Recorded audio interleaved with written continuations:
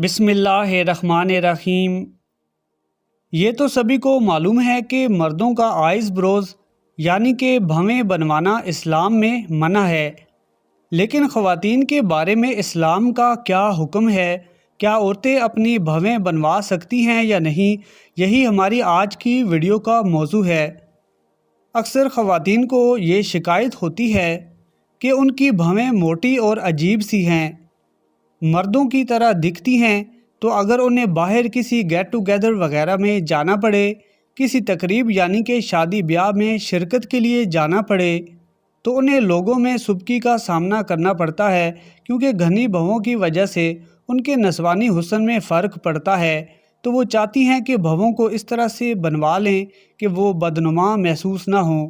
تو اس معاملے میں بعض علماء کا یہ کہنا ہے کہ بالکل وہ ایسی شیپ دے سکتی ہیں، اور اس بارے میں وہ توجیہ پیش کرتے ہیں کہ بھووں کے بال جو بنانا منع کیا گیا ہے وہ خوبصورت عورت کو منع کیا گیا ہے، کیونکہ اسے ضرورت نہیں ہوتی۔ تو ایسی عورت جو کہ خوبصورت ہے یا کہ قبول صورت ہے اور اس کی بھویں بھی خوبصورت ہیں، اور وہ ان کو بس مزید خوبصورت بنانے کے لیے ان کی شیپ بنوائے، تو اس بارے میں احادیث موجود ہے کہ ایسی عورت پر اللہ تعالیٰ نے لعنت فرمائی ہے، اس لیے سختی سے منع کیا جاتا ہے۔ لیکن اگر کوئی لڑکی ابھی کنواری ہے اور اس کی بھویں موٹی اور بدنما ہیں، جس کی وجہ سے چہرہ عجیب سا لگتا ہے اور اس کے باعث ان کا رشتہ ہونے میں پرابلمز پیش آ رہی ہیں، یا اگر عورت شادی شدہ ہے اور اس طرح کی بھویں ہونے کی وجہ سے شوہر اس پر توجہ نہیں دیتا، تو اس صورت میں بعض علماء کہتے ہیں کہ وہ تھوڑا سا بھووں کو اس طرح سے کر لے کہ چہرہ خوشنما محسوس ہو، کیونکہ اس سے چہرے کا خوبصورت بنانا منظور نظر نہیں ہے، بلکہ ضرورت کے تحت اپنے آپ کو بدنمائی سے بچانا مقصود ہے۔ تو بعض علماء کی نظر میں ایسی جائز تبدیلی شریعت کی روح سے کی جا سکتی ہے، جبکہ ایک اور مکتبہ فکر کے علماء کا کہنا ہے کہ اللہ پاک نے ہماری جیسی ساخت بھی بنائی ہے، ہمیں حق نہیں کہ ہم اس میں کچھ ذرا برابر بھی تبدیلی کریں۔ اس لیے چہرے پر پرماننٹ چینج، اپنی مرضی کی تبدیلی، خواہ وہ ٹیٹوز کی شکل میں ہو، خواہ وہ بھویں بنوانے کی شکل میں ہو، اس سے اجتناب کرنا چاہیے۔ ام یعقوب فرماتی ہیں کہ حضرت عبداللہ ابن مسعود رضی اللہ تعالیٰ عنہ نے خوبصورتی کے لیے بھویں بنوانے والیوں، چہرے کے بال اکھاڑنے والیوں اور سامنے کے دانتوں میں کوئی کشادگی پیدا کرنے والیوں کو، جو اللہ کی تخلیق میں تبدیلی پیدا کرتی ہیں، سب پر لعنت بھیجی۔ تو ام یعقوب نے کہا کہ یہ کیا بات ہوئی، آپ نے ایسا کیوں فرمایا؟ تو عبداللہ ابن مسعود رضی اللہ تعالیٰ عنہ نے فرمایا کہ میں ایسی عورتوں پر کیوں نہ لعنت بھیجوں جن پر رسول اللہ صلی اللہ علیہ وآلہ وسلم نے لعنت بھیجی ہے۔ اس کے علاوہ کتاب اللہ میں بھی اس پر لعنت موجود ہے۔ ام یعقوب نے کہا کہ اللہ کی قسم، میں نے پورا قرآن مجید پڑھ ڈالا ہے اور کہیں بھی ایسی کوئی آیت مجھے نہیں ملی۔ تو عبداللہ ابن مسعود رضی اللہ تعالیٰ عنہ نے فرمایا کہ اللہ کی قسم، اگر تم نے پڑھا ہوتا تو تمہیں ضرور مل جاتی۔ کیا تم کو یہ آیت معلوم نہیں؟ ترجمہ: جو تم کو رسول دیں وہ لے لو، اور جس سے رسول روکیں رک جاؤ۔ تو یہاں لفظ نمس آیا ہے، تو چہرے کے بال اکھاڑنے کو نمس کہتے ہیں۔ ابن کثیر نے کہا ہے کہ نمسا وہ عورت ہوتی ہے جو کہ اپنے چہرے کے بالوں کو مونچھوں کے ساتھ اکھاڑے۔ ہاں، بیماری کی وجہ سے چہرے کے زائد بال اکھاڑنے کی رخصت ہے۔ سنن ابن نسائی کی روایت ہے اور حارث سے روایت ہے کہ حضور نبی کریم صلی اللہ علیہ وآلہ وسلم نے لعنت فرمائی سود کھانے والے پر، سود کھلانے والے پر، سود کے گواہ پر، سود لکھنے والے پر، گودنے والے پر اور گدوانے والی پر۔ ایک آدمی نے کہا کہ اگر مرض کی وجہ سے ہو، یعنی کہ کوئی ایسی بیماری ہو جس کی وجہ سے کرنا پڑے، تو آپ صلی اللہ علیہ وآلہ وسلم نے فرمایا کہ ہاں تب ٹھیک ہے، یعنی کہ اگر ہارمونل چینجز کی وجہ سے خواتین کے بال مردوں کی طرح سے گالوں پر، اپر لپس یا لوور لپس پر ہوں، تو اس صورت میں ان کو اتارنے کی اجازت ہے، لیکن پورا چہرہ اس کو چھیل ڈالنا اور خوبصورتی کے لیے بھووں کی شیپ بنانا یہ درست نہیں ہے۔ اسی طرح سے ام المومنین حضرت عائشہ صدیقہ رضی اللہ تعالیٰ عنہا کی صحیح حدیث ہے کہ ایک خاتون حضرت عائشہ صدیقہ رضی اللہ تعالیٰ عنہا کے پاس آئیں اور انہوں نے حضرت عائشہ صدیقہ رضی اللہ تعالیٰ عنہا سے پوچھا کہ میرے چہرے پر بال آ جاتے ہیں تو کیا میں ان بالوں کو کٹوا سکتی ہوں تاکہ اپنے شوہر کے لیے سجوں؟ تو عائشہ صدیقہ رضی اللہ تعالیٰ عنہا نے جواب دیا کہ یہ گندگی اپنے چہرے سے ہٹا، سج اپنے شوہر کے لیے۔ تو بات کو سمجھنا ہوتا ہے کہ ایسا انہوں نے کیوں کہا۔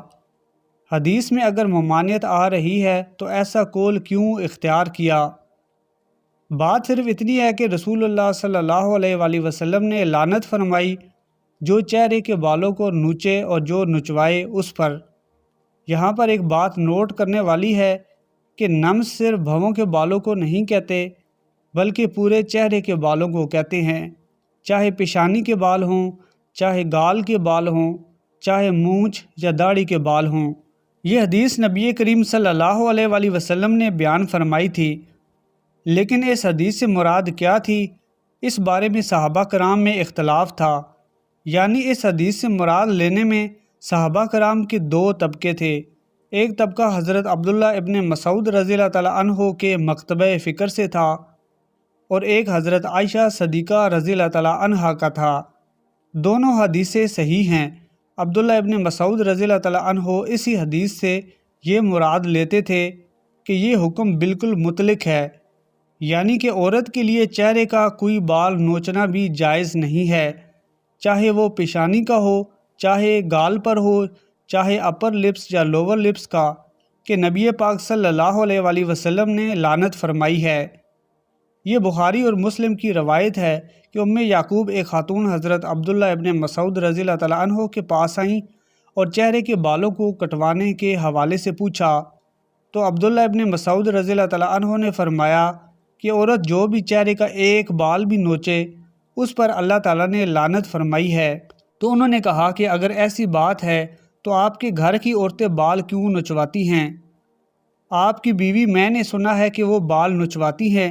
تو عبداللہ ابن مسعود رضی اللہ تعالیٰ عنہ نے فرمایا کہ اندر جاؤ اور جا کر دیکھ کر آؤ کہ کیا اس نے ایسا کام کیا ہے۔ وہ خاتون اندر گئیں اور دیکھا کہ نہیں، غلط خبر ملی ہے۔ واپس آئیں اور انہوں نے عبداللہ ابن مسعود رضی اللہ تعالیٰ عنہ سے کہا کہ نہیں، آپ کی زوجہ نے بال نہیں نچوائے۔ تو عبداللہ ابن مسعود رضی اللہ تعالیٰ عنہ نے فرمایا کہ اگر وہ اپنے چہرے کے بالوں کو چھیڑتی تو اس سے کبھی مجامعت بھی نہ کرتا۔ عبداللہ ابن مسعود رضی اللہ تعالیٰ عنہ نے اس سے جو مطلب اخذ کیا ہے، جو مراد لی ہے، وہ یہ ہے کہ نبی کریم صلی اللہ علیہ وآلہ وسلم کا حکم مطلق ہے، چاہے بیوی شوہر کے لیے کرے یا ایک عورت اجنبیوں کے لیے کرے۔ عبداللہ ابن مسعود رضی اللہ تعالیٰ عنہ کا یہ موقف تھا، لیکن ام المومنین حضرت عائشہ صدیقہ رضی اللہ تعالیٰ عنہا کا موقف اس سے بالکل مختلف تھا۔ ان کے نزدیک یہ حکم حضور پاک صلی اللہ علیہ وآلہ وسلم ان عورتوں کے بارے میں بیان فرمایا تھا جو باہر اجنبیوں کے لیے زینت اختیار کرتی ہیں۔ جہاں اللہ نے زینت کا حق رکھا ہے عورت کا شوہر کے لیے، ان کے لیے نہیں کرتی۔ حدیث کو ام المومنین بھی مانتی تھی، حدیث کو عبداللہ ابن مسعود رضی اللہ تعالیٰ عنہ بھی مانتے تھے کہ نبی پاک صلی اللہ علیہ وآلہ وسلم نے لعنت کی ہے، لیکن عبداللہ ابن مسعود یہ سمجھتے تھے کہ یہ حکم مطلق ہے، چاہے عورت شوہر کے لیے ہی کیوں نہ کرے، جبکہ عائشہ صدیقہ رضی اللہ تعالیٰ عنہا کہتی تھی کہ نہیں، یہ شوہر کے لیے نہیں ہے، بلکہ یہ ان عورتوں کے لیے ہے جو کہ حسن کے لیے، اظہار زینت کے لیے اجنبیوں کے سامنے جا کر بنتی سنورتی ہیں اور فتنہ پیدا کرتی ہیں۔ ان خواتین کے لیے نبی کریم صلی اللہ علیہ وآلہ وسلم نے لعنت کی تھی۔ تو جب حدیث کی مراد میں اختلاف ہو گیا تو اس میں کوئی مسئلہ نہیں ہے۔ فقہ حنفی کے جو علماء ہیں وہ ام المومنین کے قول کو ترجیح دیتے ہیں۔ اس کی وضاحت وہ اس طرح سے کرتے ہیں کہ اگر عورت پر لعنت ہے تو عورت کی بات عورت سے زیادہ اچھی طریقے سے کوئی نہیں سمجھ سکتا۔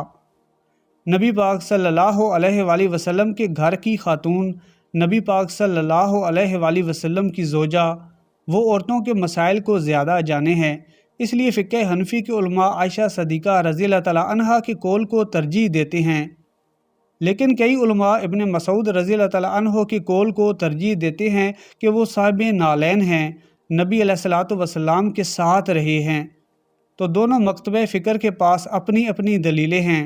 نبی پاک صلی اللہ علیہ وآلہ وسلم کے زمانے میں بھی صحابہ کرام نبی پاک صلی اللہ علیہ وآلہ وسلم کے سامنے آپ کی بات کی مراد لینے میں الگ الگ ہو جاتے تھے، لیکن آقا کریم نے کبھی ان پر جرح نہیں فرمائی، کسی کو برا نہیں کہا، کسی کو غلط نہیں کہا۔ بخاری شریف کی حدیث ہے، عبداللہ ابن عمر رضی اللہ تعالیٰ عنہ فرماتے ہیں کہ جب ہم غزوہ احزاب سے واپس آ رہے تھے تو راستے میں نبی صلی وسلام نے فرمایا کہ تم جاؤ اور عصر کی نماز جا کر بنو قریظہ میں ہی پڑھنا۔ اب وہ قافلہ جا رہا ہے اور راستے میں ہی نماز عصر کا وقت ہو گیا۔ اگر یہ بنو قریظہ جاتے تو وقت نکل جاتا، تو صحابہ کے دو گروہ بن گئے۔ ایک گروہ کہہ رہا تھا کہ چاہے وقت نکل جائے ہم نماز بنو قریظہ میں ہی جا کر پڑھیں گے کیونکہ نبی پاک نے فرمایا، اور ایک گروہ تھا جو یہ کہہ رہا تھا کہ نبی پاک صلی اللہ علیہ وآلہ وسلم کی یہ مراد نہیں تھی کہ ہم نماز قضا کر دیں، بلکہ مراد یہ تھی کہ ہم جلدی جائیں، لہٰذا اگر ہم وہاں نہیں پہنچ سکے تو ہم وقت کے اندر ہی نماز پڑھیں گے۔ انہوں نے وقت کے اندر ہی نماز پڑھ لی۔ جب یہ قافلہ واپس آیا تو نبی پاک صلی اللہ علیہ وآلہ وسلم کے سامنے دونوں گروہ کی بات رکھی گئی۔ صحابہ کے دونوں گروہ نے رسول پاک صلی اللہ علیہ وآلہ وسلم کے فرمان سے الگ الگ بات سمجھی۔ حدیث کے الفاظ ہیں کہ نبی پاک صلی اللہ علیہ وآلہ وسلم نے کسی ایک گروہ کو بھی غلط نہیں کہا، برا نہیں کہا۔ تو محترم ناظرین، یہ مسئلہ نمس والا بھی مراد کا ہے، تو خواتین کو ہمارا مشورہ یہی ہے کہ اللہ کا خوف ضرور رکھنا۔ اگر خواتین نمس کرواتی ہیں تو کم از کم اپنی نیت یہ ضرور رکھیں کہ میں یہ کام خالص اپنے شوہر کو خوش کرنے کے لیے کر رہی ہوں، اللہ پاک کی دی گئی حدود میں رہتے ہوئے کر رہی ہوں۔ اس محل میں نہ کریں جس میں فتنے کا اندیشہ ہو، جس میں نہ اللہ راضی ہو نہ اس کے رسول صلی اللہ علیہ وآلہ وسلم۔ ویڈیو پسند آئی ہے تو چینل کو سبسکرائب کر لیں اور کمنٹ سیکشن میں استغفار ضرور ٹائپ کریں۔